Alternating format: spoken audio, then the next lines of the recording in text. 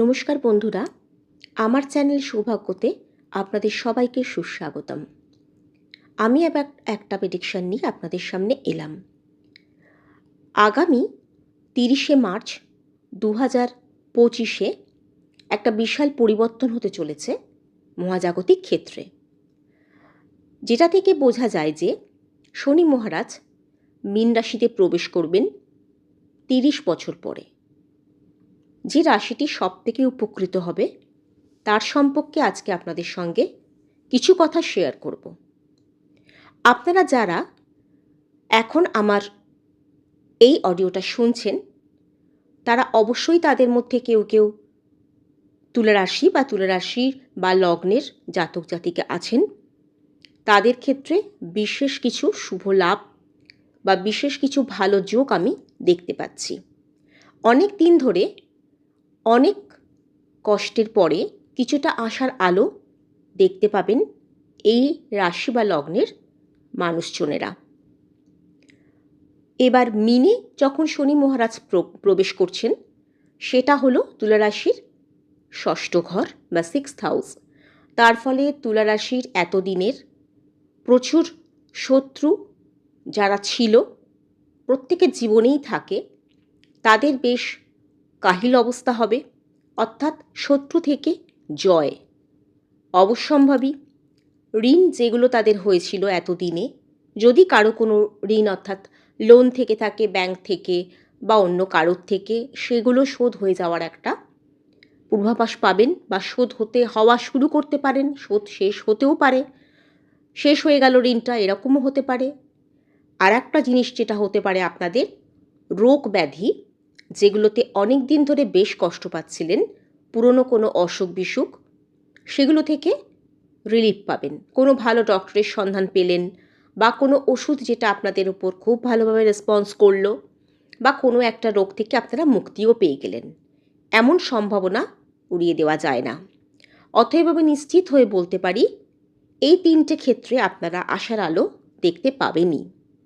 এছাড়া এই মীন রাশি ঘরে অবস্থান করছেন 30শে মার্চ থেকে এরই সঙ্গে শুক্র। সে ঠিক তার অপোজিট দিকে কন্যা রাশির ঘরে দৃষ্টি দিচ্ছে, যেটা কিনা তুলা রাশির 12th হাউস।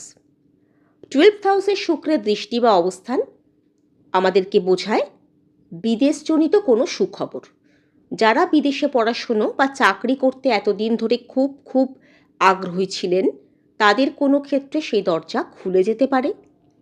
যারা অলরেডি বিদেশে আছেন, সেখানে পড়াশুনো করছেন, চাকরি করছেন বা বসবাস করেন, তাদের কোনো নতুন অ্যাচিভমেন্ট হতে পারে, কোনো লাভজনক ব্যাপার ঘটতে পারে।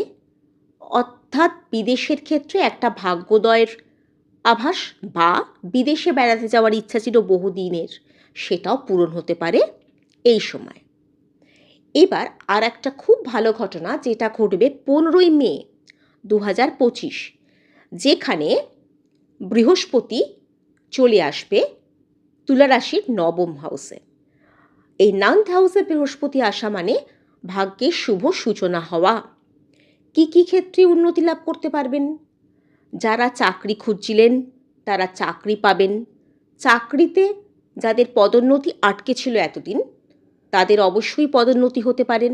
বসের নেক নজরে পড়বেন, বস তাদের ভালোভাবে তাদের প্রতি যত্নবান হবেন, তাদের টাকা পয়সা বাড়বে।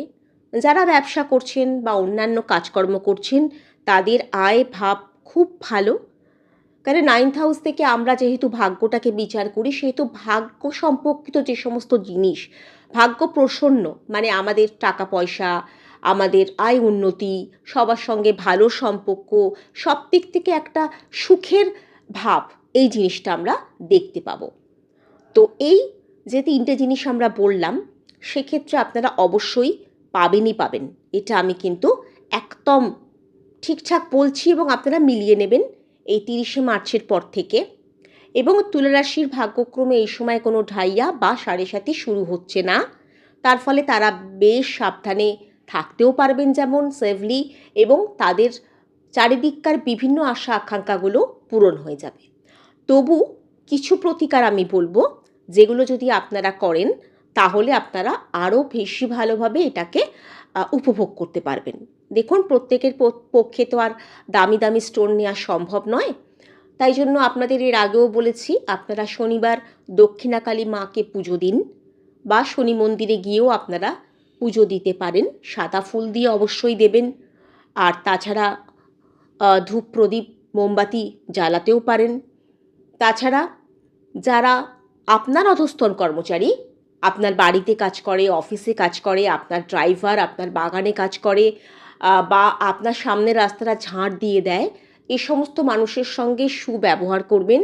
তাদেরকে কখনো কখনো কিছু সাহায্য করবেন, খাবার দেবেন। আর বৃহস্পতিকে সুপ্রসন্ন করার জন্য অবশ্যই আপনার গুরুস্থানীয় যারা, সে আপনার শিক্ষাগুরু হোক, আপনার গানের শিক্ষক, নাচের শিক্ষক, আঁকার শিক্ষক, আপনার জীবনের শিক্ষক, আপনার গুরু, আপনার বাবা মা, তাদেরকে শ্রদ্ধা ভক্তি করবেন, অপমান করবেন না, মুখে কোনো খারাপ কথা বলবেন না। আমরা যখন আমাদের মুখে কোনো খারাপ কথা বলি, তখন আমাদের বৃহস্পতি অনেকভাবে ব্যাডলি এফেক্টেড হয়। অতএব এই যে শুভ ভাবটা আসতে চলেছে 15ই মে থেকে, সেই শুভ ভাবটা সম্পূর্ণরূপে নেওয়ার জন্য কখনোই মুখে খারাপ ভাষা আনবেন না। শত রাগ হলেও নিজেকে কন্ট্রোল করবেন। আর বলবো, শুক্রের যে সম্ভাবনাটা বললাম, সেইটা যদি আপনারা ভালো লাভ নিতে চান, তাহলে শুক্রবারে অবশ্যই মা লক্ষ্মীর পুজো করবেন। সেদিনকে নিরামিষ খাবেন। আর শুক্রবারে চেষ্টা করবেন সাদা পোশাক পরার, সাদা পোশাক আশাক পরবেন।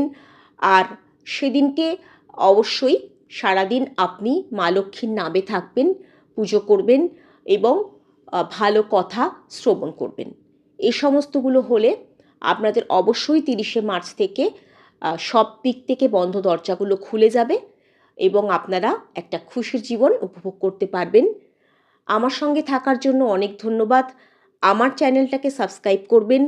ভিডিওটা যদি ভালো লাগে, অডিওটা শুনে যদি মনে খুশি হয়, তাহলে বন্ধুদের মধ্যে শেয়ার করে দেবেন, লাইক করবেন। আবার অন্য কোনো ভিডিওতে আপনাদের সঙ্গে কথা হচ্ছে। ততক্ষণের জন্য নমস্কার।